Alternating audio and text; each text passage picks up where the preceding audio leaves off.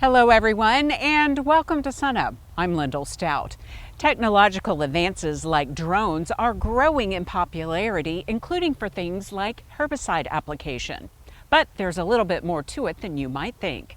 I recently caught up with OSU Extension weed scientist Dr. Liberty Galvin for some initial observations on a new drone study that she's leading. Yeah, so drone technology, or UAVs, unmanned aerial vehicles, are a pretty new emerging technology here in the United States. They have a lot of opportunities. The thing I'm really interested in that I think is really important is if we're going to be using drones for pesticide application, are they actually doing the job that we expect them to do? So you had a demonstration in the last few weeks. Tell us all about that, where it was, how you set it up, and kind of what you learned. So we really wanted to test how much spray coming out of the drone actually hits the ground. And to test that with drones, it's different than with a tractor. With a tractor, you have your gallons per acre, you have your speed, your nozzle selection, and your nozzle really has influence over your droplet size. But with a drone, you have altitude. There's a totally different vertical factor there. So with the drone, we were looking at altitude, speed, and unfortunately, the wind picked up so much that we had to stop our flight. But we're going to look at that a little bit more. So it was really fascinating to do these flights in the field. The way that we measure spray droplets is we have these very cool yellow cards, and once water hits them, they change color. And so you can see how big that droplet is on the card, and you can also measure coverage.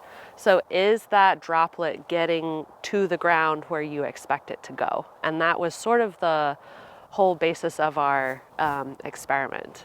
And we're able to look at some of the video that you captured that day. And where were you in the state? So we were in Carnegie. We were allowed to use some property from the Carnegie cotton gin across the street there. They let us, we were just spraying water. They let us do some flights in their field, but essentially what you're looking at in this video is the drone flying over our little cards. And we have multiple cards because we're trying to get a good representation of what that flight pattern looks like. You're already getting some great information from this first demonstration, but there's pros and cons already that you're identifying. Talk about those. So I think it's really interesting to compare coverage of a drone to a tractor, because a lot of people, they know what to expect with a tractor, and what we preach a lot as weed scientists who are trying to get good weed control, we tell growers to slow down a little bit, increase your GPA. But with a drone, that's not necessarily the same advice that we would give.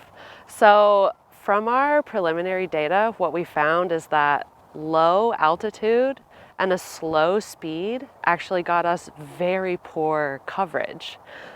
You would think 17 miles an hour was a little too fast to be spraying, but actually 17 miles an hour at 12 feet above the ground had very similar coverage, but larger droplets compared with 22 miles an hour, 8 feet off the ground.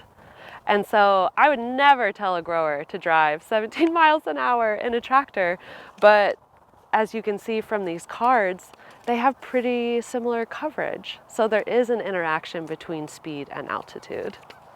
Great information already, and you want to test this some more in maybe a different part of the state. Yeah, so the experiments that we've already done were on flat ground, kind of what you see behind here. It's a lot easier to measure deposition and coverage when there's no trees. The whole eastern half of the state, there's a lot of folks there who are also investing in drones, and it's because the terrain is so rocky and there's so many trees that it's hard to access some of these spaces where people do really want to do weed control. And so the next step with this project is to diversify the weed species that we're looking at. So with flat ground, there's nothing in the way, you can get to that weed, but what if you have a bramble bush that's maybe as tall as I am and with a wingspan twice as big as mine. Do you need to hover over that weed for a certain amount of time to get good penetration all through that bramble? Is a quick flyover going to work for the weed control needs? So we're trying to diversify based on the landscapes that we have in Oklahoma and the people who have demonstrated interest in the diverse uses of drones. Probably lots of opportunities in Oklahoma, given how diverse our state is. Yes. From one end to the other. Yeah. Well, great information, Liberty. Keep us posted on the next round of testing, and we look forward to following this. Yeah, thank you so much. Okay, we'll see you again next time. Thank you.